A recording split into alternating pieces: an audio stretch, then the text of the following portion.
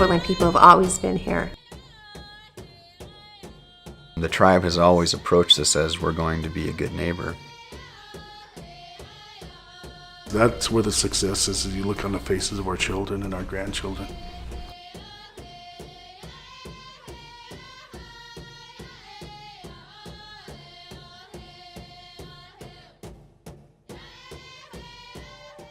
Thank God for elders that were proud of their heritage, and people like Joe that said, no, you be proud of who you are. We have a lot to give. This is our ancestral homeland. The Coeur people have always been here. And they've been here because we're so rich in our natural resources. We have beautiful water, we have beautiful mountains, we have abundant game, fish, and so we've always taken advantage of that, and there's been no reason to leave. We're very fruitful here. The way I was raised is that don't just think about today, think about 5 years down the road or 10 years, how your decision is going to affect, the next CEO that comes in here or the next generation. Because there's some really beautiful things about our culture, our traditions, and our heritage, but we also need to move with the world too.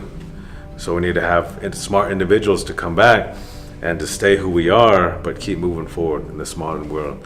We take care of our social capital. Our investment is our community, our people, and our youth, and we'll never go wrong on that if we just reinvest into our social capital, our communities.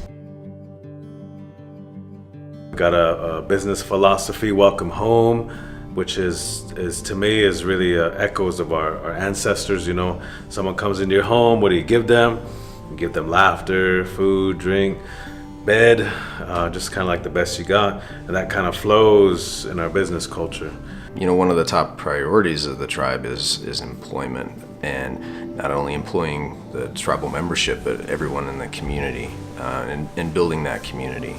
Right now, the tribe employs nearly 1,700 full-time employees, 2,200 seasonally.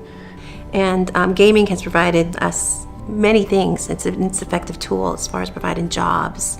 We're able to take care of our seniors.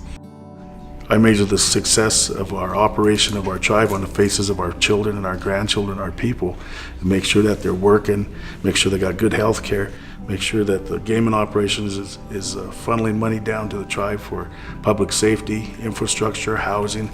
That's where the success is, as you look on the faces of our children and our grandchildren. We've always incorporated into our business here is understanding that we give back, take care of our employees, take care of our tribal members, take care of our community members. It's just been amazing to see all this come into fruition. If you look at the tribe and how it's evolved from a chairman that was paid minimum salary, and we had an employment force of maybe two, the chairman and maybe his secretary that was part-time, to now a force of about 1,400 people working for us. We come a long way. We have a lot of people who are graduating with undergraduate degrees, graduate degrees, and we provide opportunities for them to come back to the community and work here locally, as opposed to going someplace else. So any tribal member has complete and total access to higher education. If they want to get a 4-year degree, then that opportunity is available for them. We have educational leave programs for all of our employees, so we have a certain amount of time per week that you're allowed to dedicate to your educational studies if you're pursuing a higher education degree. So there's just so many ways that education is encouraged. We're really trying to educate our young ones, our future leaders, no matter if they're Indian, white, black, green, purple, whatever. We want to give Idaho the funds to educate. That's just kind of where our heart's at.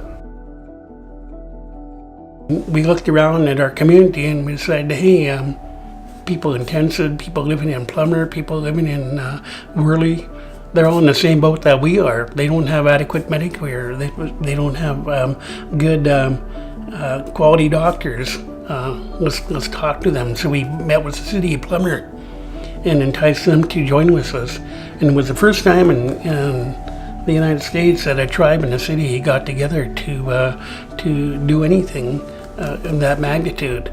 Mariman Health was the very first Indian health clinic to see both Indians and non-Indians in the country. very first partnership between Health and Human Services and the Indian Health Service. Our clinic sees everybody, regardless of color. We also have a sliding fee, so it's very easy to be seen here at the clinic, regardless of what service, if it's medical, if it's for glasses, chiropractor, behavioral, dental. They open it up for everybody. In the early 90s, the Coeur d'Alene tribal leaders had the vision of providing health care to the entire community, and that's how Mariman Health came to be. So it's been unique and really groundbreaking from day one. In Idaho, there's a severe shortage of access to dental care. We're the only clinic within 30 miles that will see Medicaid patients, for example.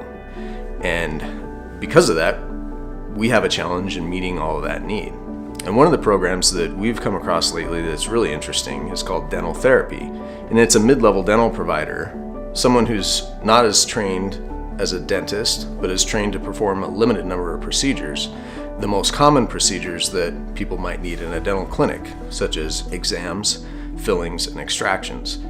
So we've been looking at that as a way to not only provide access to dental care, but also increase employment opportunities for people in this community.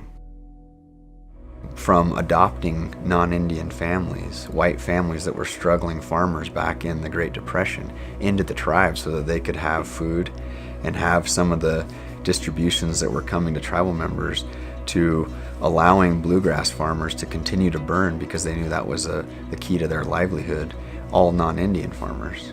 The tribe has always approached this as we're going to be a good neighbor.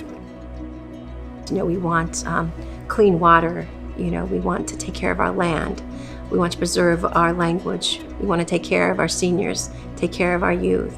We've approved the construction of about a $16 million facility that's going to be dedicated to our youth. It's the Mariman Health Youth Center that will house our boys and girls programming. But we're going to be able to bring expertise in and provide them with everything that they need to maintain their bodies to be really healthy, but also address their minds.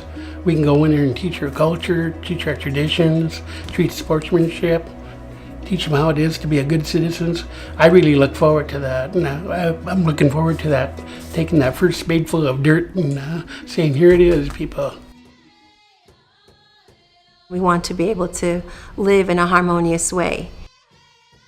Our investment is our community, our people, and our youth,